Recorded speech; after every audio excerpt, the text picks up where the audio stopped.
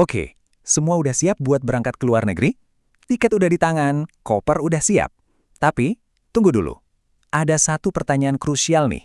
Ijazah, akta lahir, atau dokumen penting lainnya dari Indonesia, yakin bakal diakui di negara tujuan? Nah, kesalahan kecil di sini bisa bikin semua rencana besar Anda tertunda. Yuk, kita pastikan hal itu nggak akan terjadi. Pasti deg-degan kan? Udah punya rencana matang mau kuliah, kerja, atau mungkin menikah di luar negeri? Ternyata bisa terganjal cuma gara-gara selembar kertas. Jadi pertanyaannya lagi nih, dokumen-dokumen penting itu beneran udah siap buat go internasional? Nah, ini dia poin utamanya. Dokumen yang di sini, di Indonesia, 100% sah. Begitu dibawa ke luar negeri, statusnya itu ibarat kertas biasa aja. Nggak ada kekuatan hukumnya sama sekali kalau belum disahkan dengan cara yang benar. Dan ya, masalah inilah yang akan kita kupas tuntas sekarang. Tapi tenang, ada solusinya kok. Ada 2 jalur utama nih, biar dokumen kita diakui di seluruh dunia. Penting banget buat kita paham bedanya. Biar apa? Biar hemat waktu, hemat uang, dan yang pasti hemat tenaga. Yuk kita bedah satu-satu. Oke, kita mulai dari jalur pertama, apostil. Anggap aja ini jalur tolnya. Jadi sejak Indonesia gabung konvensi apostil, urusan legalisasi jadi jauh lebih gampang. Cuma butuh satu sertifikat dari Kementerian Hukum dan HAM atau Kemenkumham. Dan boom! Dokumen kamu langsung sah di lebih dari 120 negara. Sekarang, bandingkan sama jalur kedua, legalisasi konvensional. Wah, ini beda banget. Kalau tadi jalur tol, yang ini ibaratnya jalan biasa yang banyak lampu merahnya. Prosesnya itu bertahap, panjang banget. Coba bayangin, harus ke notaris dulu, lanjut ke Kemenkumham, terus ke Kementerian Luar Negeri, dan finishnya di kedutaan negara tujuan. Kebayangkan ribetnya. Oke, jadi pertanyaannya, pilih yang mana dong, apostil atau yang biasa? Nah, jawabannya itu simple banget, cuma tergantung satu hal. Anda mau ke negara mana? Yuk, kita lihat detailnya. Kalau kita sandingkan begini, kelihatan jelas banget bedanya. Apostil tuh menang telak di kecepatan. Biasanya cuma butuh sekitar 1-5 hari kerja.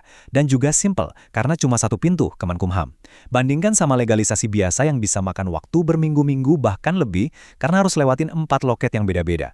Jadi kuncinya tetap sama ya, negara tujuan Anda. Nah, ini kabar baiknya.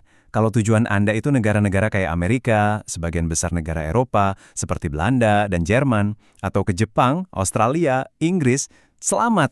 Jalan Anda jauh lebih mudah. Cukup pakai apostil. Satu langkah aja, beres. Dokumen langsung siap dipakai. Tapi ada tapinya nih. Kalau Anda mau ke Tiongkok, Uni Emirat Arab, Kuwait, atau Taiwan misalnya, mau nggak mau harus lewat jalur yang lebih panjang tadi, yaitu legalisasi biasa.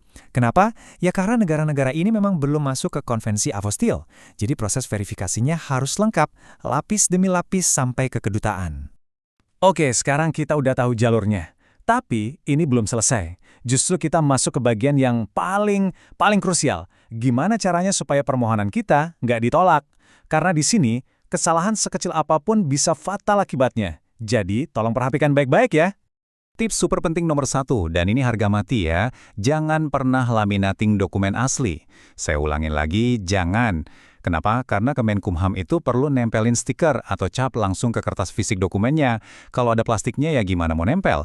Makanya, dokumen yang dilaminating itu udah pasti 100% ditolak, nggak ada tawar-menawar. Oke, tips kedua. Nah, ini jebakan teknis yang sering banget bikin orang gagal.